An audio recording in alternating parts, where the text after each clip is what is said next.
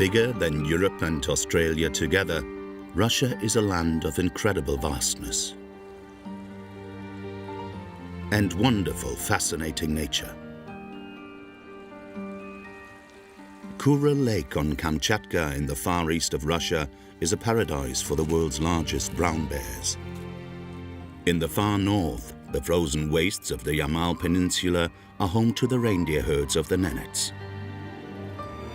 And in the far south, the ancient forests of North Ossetia Alania in the Caucasus are once again the habitat of wild bison.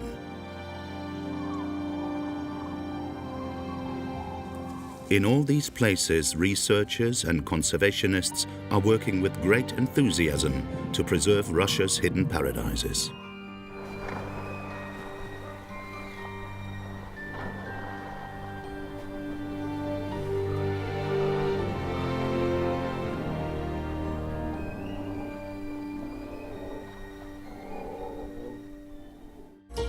Located in the extreme west of Russia is the Curonian Spit, a narrow strip of land in the Baltic Sea that's around 100 kilometers long. Since 1945, the northern half has belonged to Lithuania, the southern half to the Russian exclave of Kaliningrad. Amongst other creatures, it is home to the Tangmelm's owl. And he makes sure the bird is in good hands.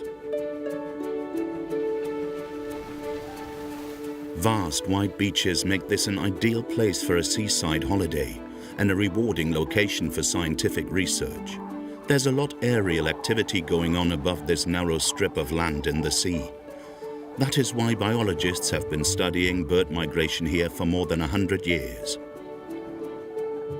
The Curonian Spit, with its valuable ornithological station, definitely belongs to the world's natural heritage.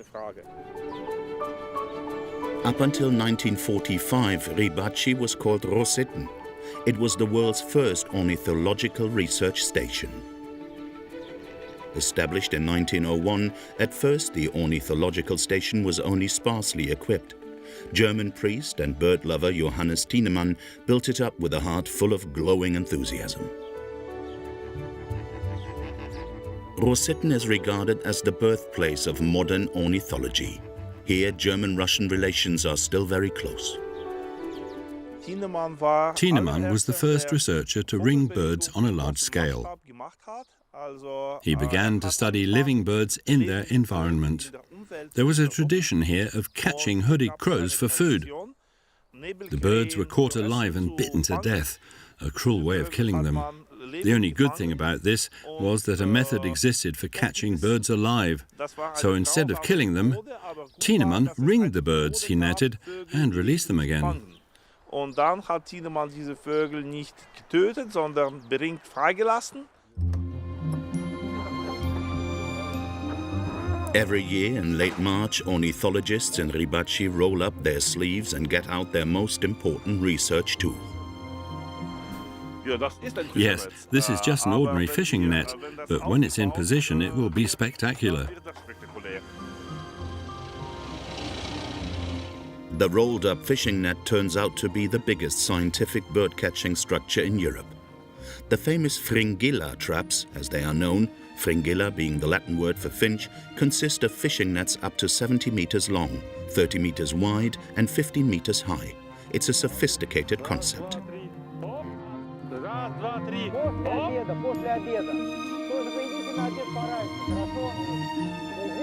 Depending on the weather, it takes 2 or 3 days to get everything completely set up.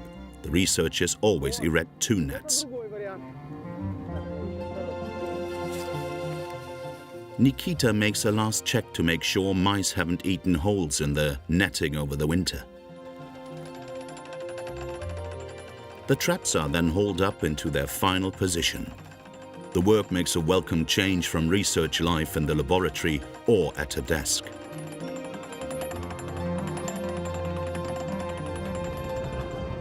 In springtime, birds fly from their wintering areas in the south to their breeding grounds in the north. Awaiting them is the smaller net on the left. The slightly larger net on the right traps the parent birds and their young in autumn, on their way back south. Now it's a case of waiting. We should have some birds by tomorrow morning. It depends on the weather, of course, but the chances aren't bad.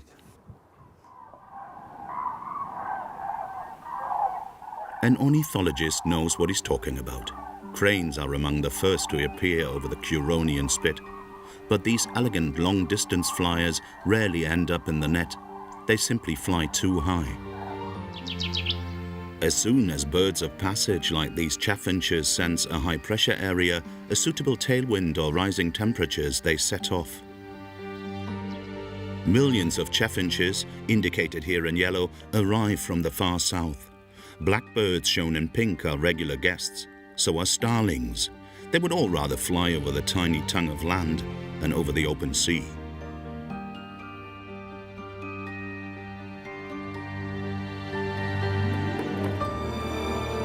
Today, Nikita's colleague Mika has the early shift.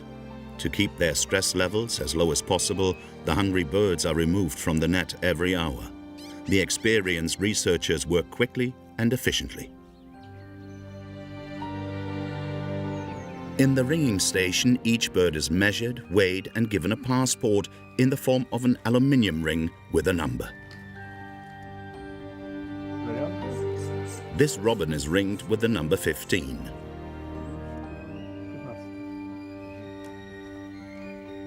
It takes the researchers just 15 seconds to determine what condition a bird is in.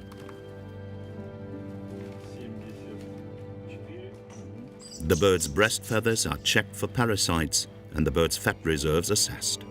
For years now, these lords of the rings have focused on far more than the classical task of determining the bird's migratory routes. We can evaluate the data we collect with reference to climate change.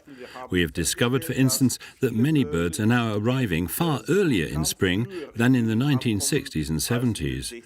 And that, of course, has to do with climate change. Each season, Nikita's colleagues ring up to 300,000 birds. Known as the hummingbird of the north, this tiny gold crest weighs just 5 grams. The colorful goldfinch is now also returning earlier. So is the obstreperous blackbird. Through observing birds over a long period, ornithologists here are able to determine many global correlations and gather evidence of the changes taking place in our modern age. This makes Rybaczy an ornithological hotspot and a valuable natural treasure, like the entire Curonian Spit, in fact. The uniqueness of this coastal strip was even extolled by Alexander von Humboldt. The Spit is so remarkable, he wrote, that along with Spain and Italy, one must have experienced it. Otherwise, one's soul would be deprived of a wonderful sight.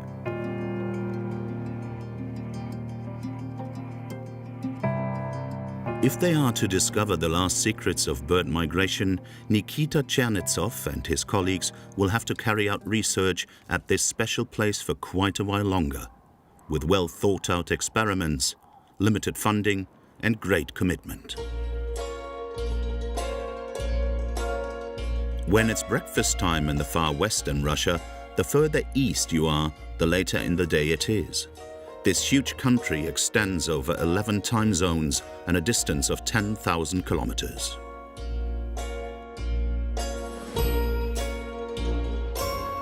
The largest region in the Russian Federation is Siberia.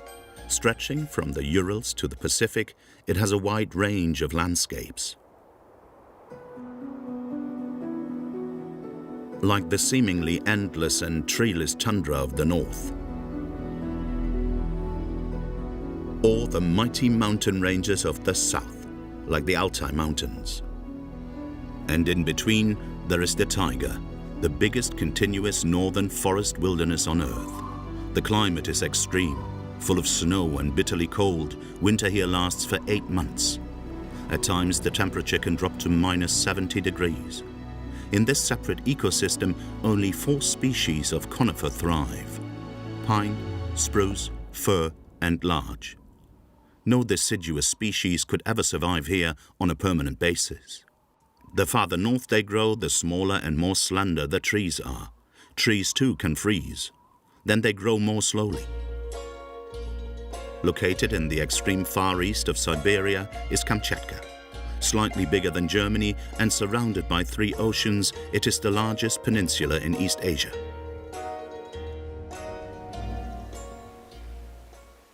Virtually uninhabited, Kamchatka is one of the most active volcanic regions on Earth. 30 of the 160 volcanoes here erupt at regular intervals. According to legend, when creation was complete, God still had a sack full of everything and bestowed it on Kamchatka. Up until 1990, the peninsula was a military no-go area. For years, time seemed to stand still on Kuril Lake too. The second deepest freshwater lake in Russia, it lies in the caldera of a huge volcano.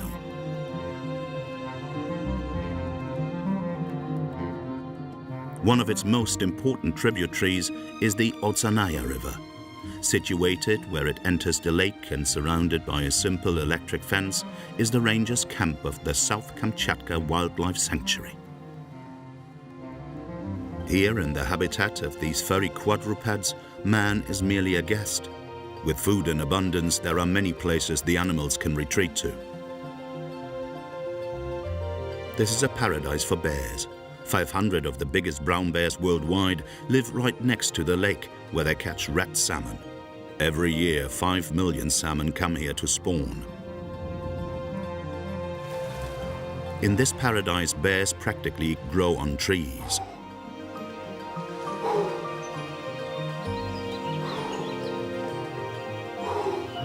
And it's Sergei Shuronov and Anatoly Lazarenko's job to guard to this paradise.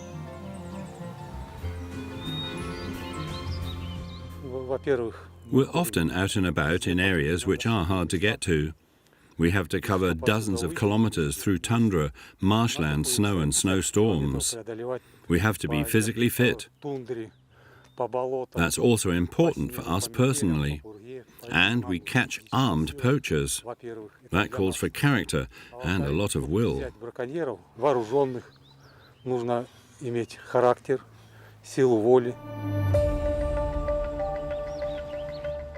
To get them to give up, Anatoly and Sergei have even beaten poachers at arm wrestling. Wherever they go, they leave a strong impression.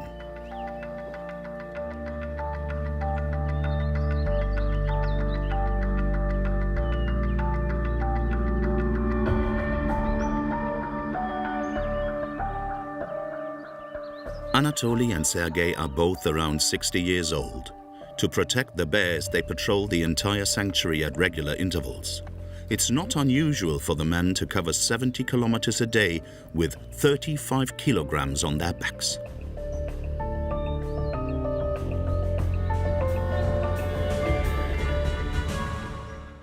The salmon migration and the lake are important to the entire ecosystem of the region. With international support, Russian biologists have been carrying out research here for many years. But it's also vital for the sanctuary to be constantly monitored to combat poaching. The rangers know the problem from the Caucasus, where they come from originally. For years, the situation in many wilderness areas of Russia was desperate. Poachers hunted anything they could find in the forests. Nothing escapes the rangers' attention. It's the only way to protect themselves and the bears.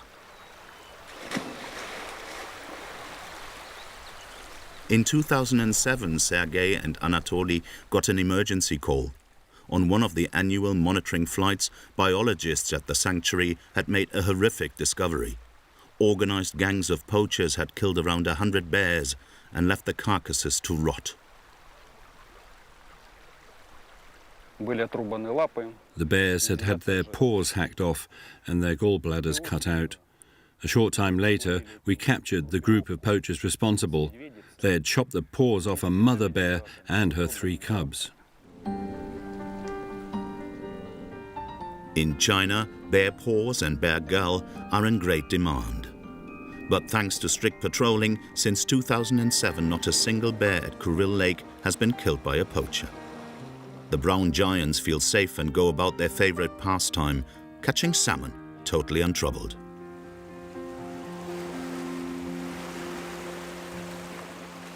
Some bears have their own special fishing technique. The spawning season has only just begun and the water level is still high. Many attempts end in failure, but all the same, everyone here is content.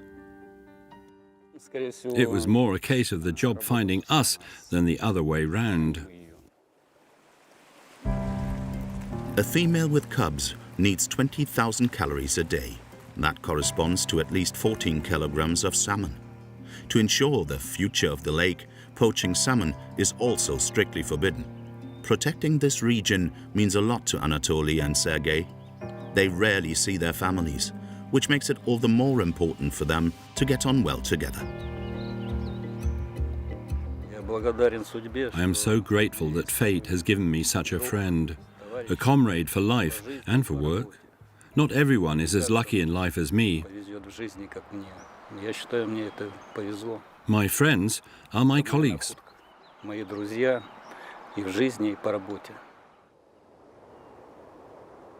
On Kamchatka, salmon are an important economic factor. All 5 species of Pacific salmon occur here. As a result, the region accounts for 80% of the Russian fishing industry's entire catch. Strict regulations and quotas are in place to prevent overfishing. On 2 days of the week, for instance, fishing in the sea is totally forbidden. In the rivers, Etelman fishermen, the Etelmans are the native people of Kamchatka, are allowed to cast their nets on 4 days. For the rest of the week, the salmon remain undisturbed. Many Etelmans welcome the measures. To please their fish god, some of them make offerings to him.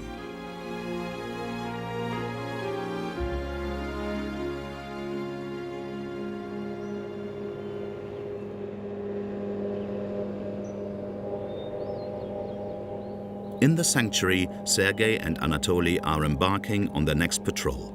They're being taken by boat to a remote region on the Odzanaya River. It was here in the middle of the night, a few years ago, that they surprised a large group of poachers. The man had 500 kilograms of salmon eggs with them, a huge amount worth around 8,000 euros on the Russian black market.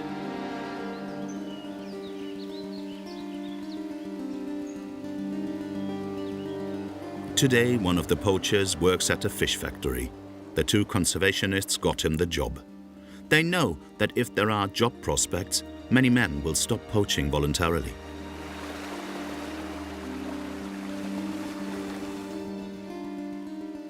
On their patrol, Anatoly and Sergei again face a strenuous trek through difficult terrain.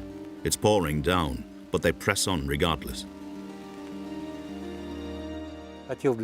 My great wish is that this place will stay so full of life, that everyone will understand how sacred it is, and that the whole world needs it.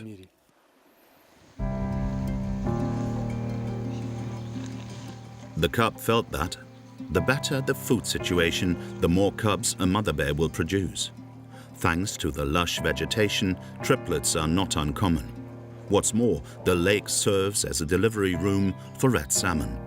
20% of the world's red salmon come from here. Poachers, of course, also know that.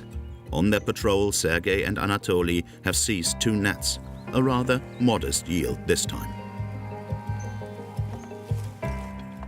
Our biggest ever find here on Kuril Lake was when we seized 3 or 4 kilometers of nets. That was really impressive. We then had to burn them ourselves.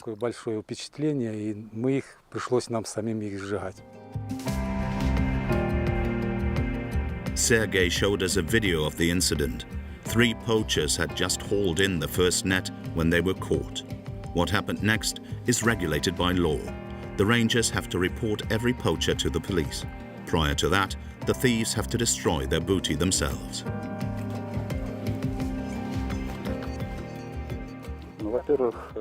The fish have to be destroyed so that no one can use them, certainly not the poachers. What's more, since fish goes off quickly, someone might get food poisoning. We throw the fish back into the water as food for bears, microorganisms and baby fish. All poachers' nets are seized and then burned.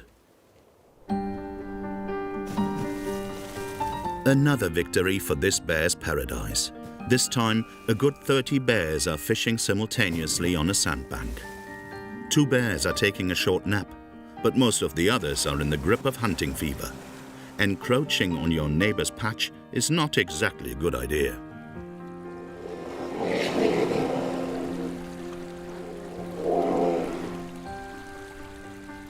Bears can smell the salmon in the water, but the younger and less experienced a bear is, the more often its efforts go unrewarded. Mature bears waste far less energy. Some salmon have managed to avoid their hunters. From the air, it is clear what has helped them. The sediment that is swirled up makes the water very cloudy and the fish harder to spot. Naturally, the salmon are delighted.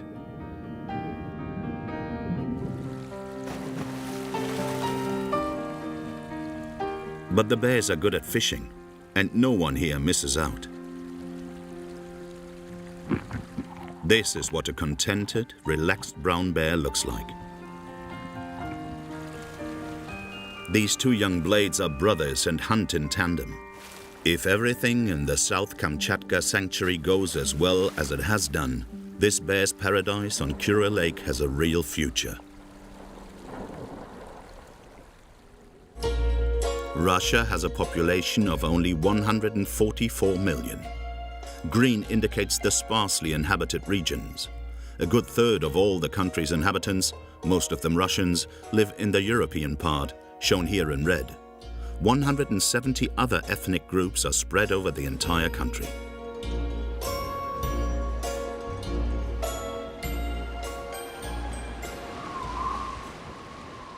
The most deserted area of Russia is located around the Arctic Ocean, which is rich in species. It's an icy world of incredible beauty, and it still abounds with life.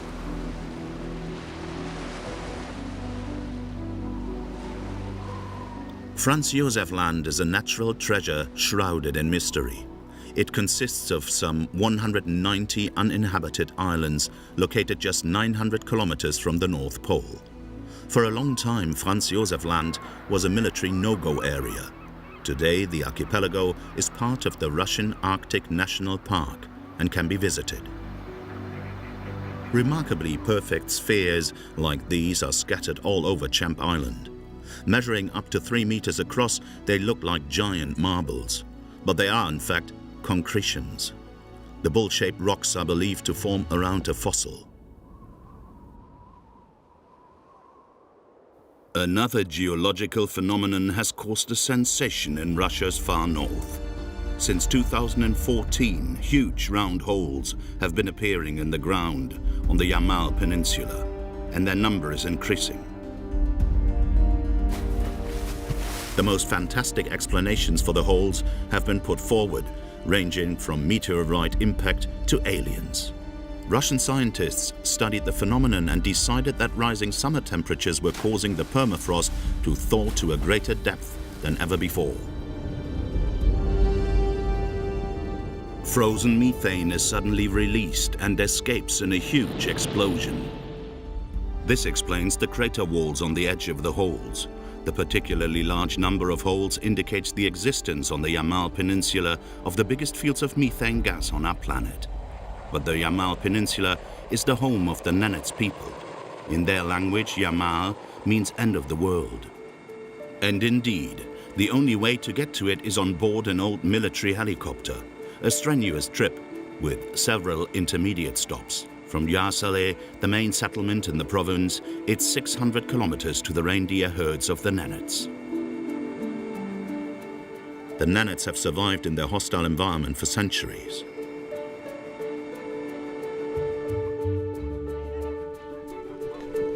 Florian Stammler wants to find out just how they manage it.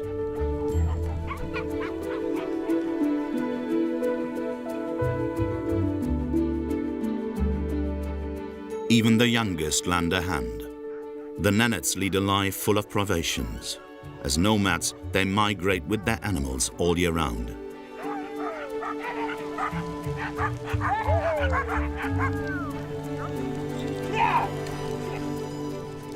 The reindeer provide the Nenets with everything they need: food, clothing, transport, and even sport. Florian Stammler has been coming here for more than 20 years, spending several weeks helping his friend Nikolai cope with the harsh reality of everyday life. For me, Siberia is peace of mind. It's meditation, and it's also life, of course, and work. But peace of mind is something very special. I always find it so restful here. When I have left the hectic pace of urban life behind me, I can really feel my soul relaxing, and that is fantastic. Providing firewood is a job for the men, no matter what the weather.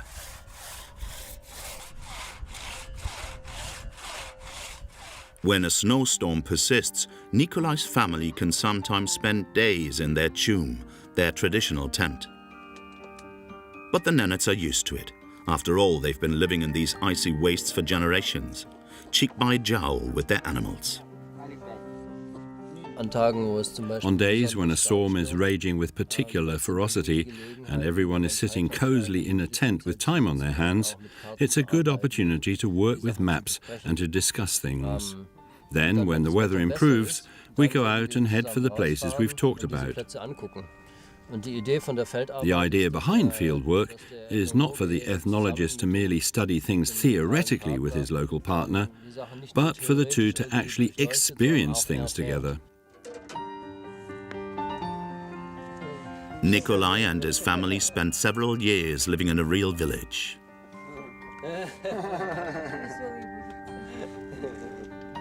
But then he decided to return to this icy emptiness.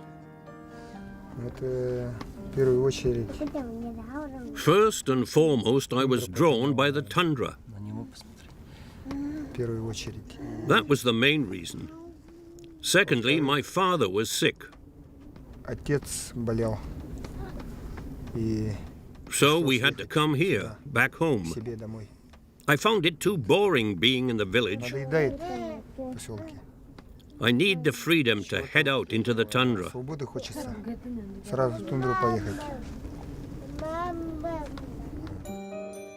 Nearly everything the Nenets wear came from their reindeer. Well moistened, the sinews serve as yarn, as they have done for centuries.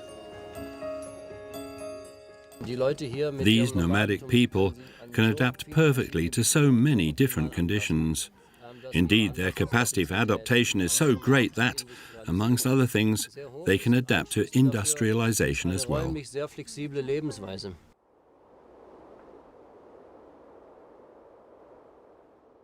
But despite all the Nenets' flexibility, climate change and gas production are rapidly changing their world. Roads and pipelines to the gas-fired power station cut right across the reindeer's grazing areas. While some of the animals are untroubled by such obstacles, others shy away from them.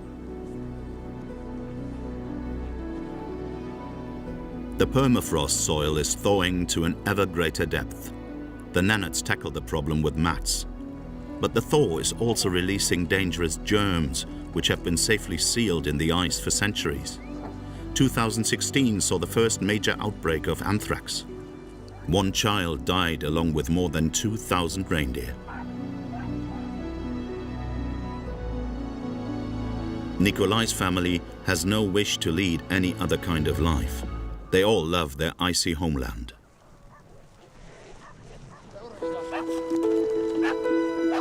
Today is slaughter day. The Nenets kill their animals by strangling them. It's not a quick death, enough to make any European shudder. But for the Nenets, this is a centuries-old ritual.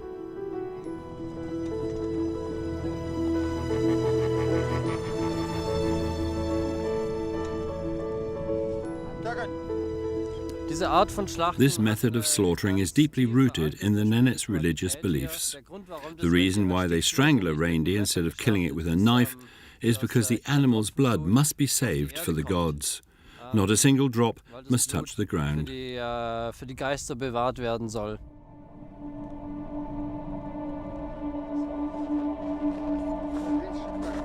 Everyone lends a hand with the slaughtering. Later, every part of the reindeer will be put to use.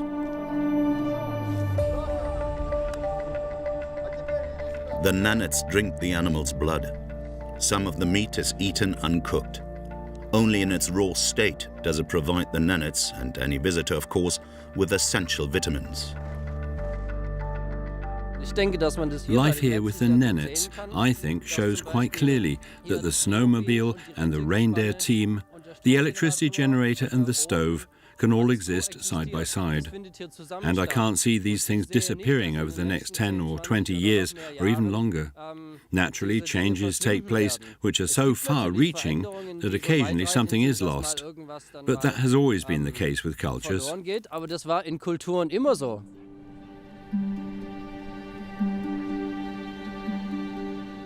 It is not only Florian Stammler who believes in a future for the Nenets.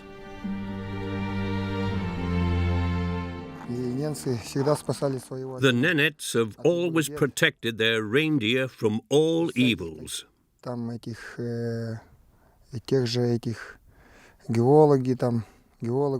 From geologists and from wolves. And if the Nenets protect their culture and their customs in the same way, they will always be strong.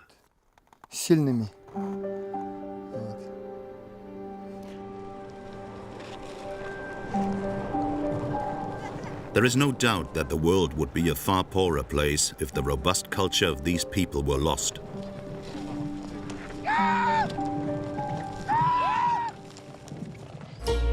As we head south, apart from the tropics, we find that every climate zone is represented. This huge country encompasses more than half of all the fertile land on our planet. That's because there are around 2.5 million rivers running through Russia as lifelines. Situated deep in the south is Lake Baikal, the oldest and deepest freshwater lake on Earth.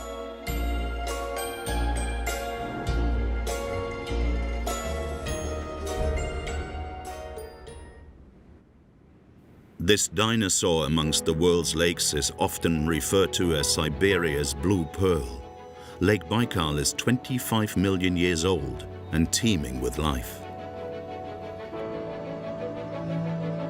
Sponges grow here, strange creatures that look like corals. Some 300 different species of amphipod work tirelessly as minute treatment plants, which is good, because Lake Baikal contains 480 times more water than Lake Constance, and that makes it the biggest freshwater reservoir on Earth. The undisputed star among the lake's inhabitants is the Baikal seal. The only species of freshwater seal, this is its sole habitat. In the 1980s, the Baikal seal was threatened with extinction, but thanks to a strict ban on hunting, the population recovered.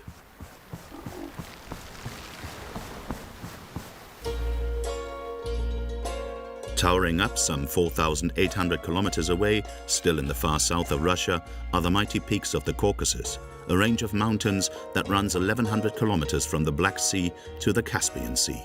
Situated on Russia's border with Georgia is the Republic of North Ossetia-Alania. In this colossal landscape, it's easy to feel small and lost. Where tourism is concerned, North Ossetia-Alania is virtually undeveloped. That's because of Russia's military conflicts with Chechnya and Georgia, which lasted well into the opening decade of this century. This is a wild region with large areas covered by ancient mountain forest. It is home to Europe's biggest living bovine, the bison.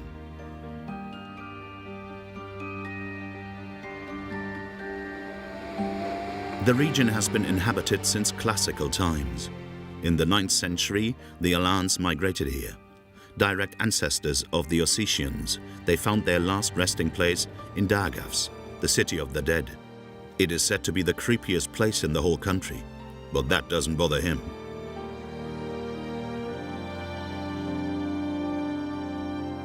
Today, Valery Schmunk and 2 colleagues are out and about in the Cheshky State Nature Reserve.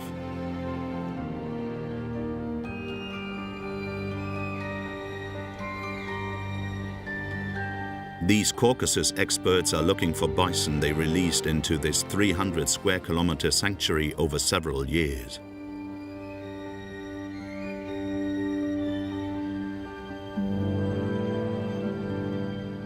It's no easy task. Bison are shy creatures and the mountain landscape here is extremely rugged. There is a valley down here, and we know that 2 large bison males usually spend daytime down there, and we'll go down now and see if they are there. Maybe we'll find them.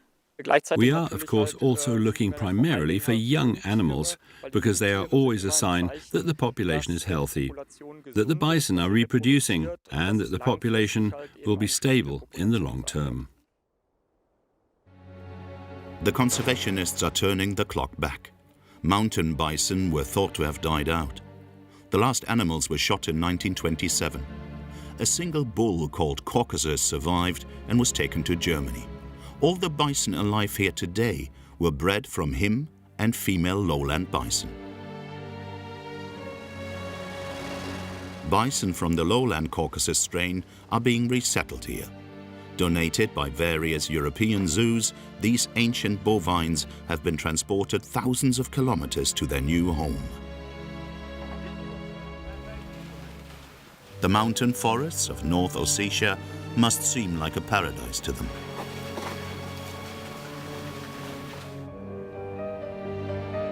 To find them, the conservationists have to cover a lot of ground on foot.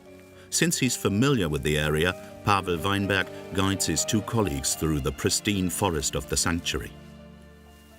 So here you can see very well, they start from the bottom and then they rip up the entire bark. But this is only when it's in summer and spring. When in winter, it would not be that they rip it up. So you can see the signs of teeth.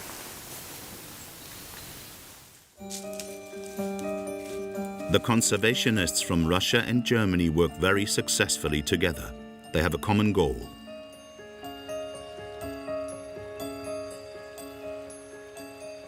Since really natural paradises are disappearing, then of course every work which is done to research either to preserve such places is important, because really we are losing such places, unfortunately. And so the more we'll know about them, the better we can preserve them. At last, a fresh hoof print. Pavel knows that the bison like this valley. Down by the river is an alder forest. Alders prefer wetlands. Along with plenty of food and water, the forest provides the bison with enough places to retreat to. But there is not a bison in sight.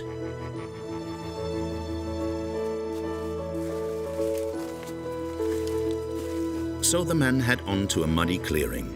This is where the bison find minerals in the soil. So it's an ideal location for a camera trap. The shy animals can then be observed without being disturbed.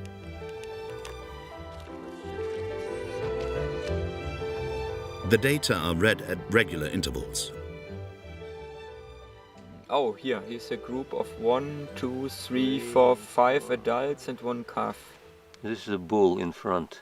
And this is also a bull, huh? Looks like, yes. Yeah. Yes, Or yes. maybe young. And Big bison. right in front of the camera. I mean, it's like they're posing. It's like acting. For the conservationists, these pictures are like winning the lottery. They're the reward for months of work. Thanks to the cooperation between zoologists from Germany, other European countries and Russia, more than 80 of these giants can once again roam the forests here in freedom. It's always a gamble. Sometimes you win, sometimes you lose. In this case, I think we've won. Bison can be seen in nearly every video and on every photograph. Pictures of a small wolf pack make a perfect end to a strenuous day's hiking. After their exertions, Pavel, Aurel and Valerie have decided to spend the night in the mountains and treat themselves to some kebabs. The conservationists have achieved a great deal in recent years. For a long time after the collapse of the Soviet Union, poaching was a major issue in this region. It was mainly boar, roe deer and red deer that were hunted.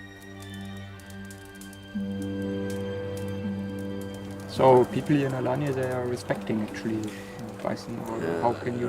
Respecting one thing, and then you say, okay, suppose you shoot a bison. It's a very hard job to take it out of the forest. You see, you cannot put it in a backpack and walk away. It is really difficult. Yes. Consequently, the wild forests of North Ossetia have become a real refuge for these brown giants. In the mountains of North Ossetia, Alania, on the border with Georgia, the trio have come to check on another reintroduction project. It lies on the other side of the range. Animals, of course, don't stop at national borders, so it is particularly important for us to select sanctuaries on both sides of a border, habitats we can protect. It is also vitally important for these habitats to be interconnected. Here is a map of protected areas. So we released here on both sides 60 animals. I mean, most of them in Azerbaijan, but also some in Georgia. 5 of the animals were fitted with GPS collars to enable conservationists to determine their migratory routes. This time, however, it's not the bison that is involved, but the goitered gazelle. At one time, goitered gazelles roamed in their thousands. Today, the species is critically endangered. But now, perhaps this antelope too has a slight chance of survival. Despite political conflicts, including arms conflict, we work together successfully with Azerbaijani conservationists, Armenian conservationists, Georgian conservationists, of course.